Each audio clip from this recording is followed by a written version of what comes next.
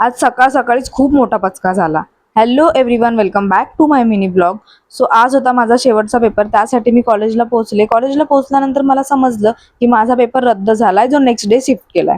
इतक्या उन्हातानात चालत आलो होतो आम्ही, इतकं डोकं फिरलं होतं काय बोलू. असो, त्यानंतर मग घरी आले. घरी आल्यानंतर थोडा वेळ आराम केला आणि मग लंचकडे वळले. आज मला दाल खिचडी बनवायची होती, म्हणून एका बाजूला कुकर चढवला आणि चॉपिंग करून घेतली. त्यानंतर मस्तपैकी फोडणी घातली आणि दाल खिचडी बनवली. त्यानंतर लंच करून घेतला आणि गेस व्हॉट गाईज, अर्धा कढई भरून मी दाल खिचडी बनवलेली आणि सगळीची सगळी मी संपवली आहे.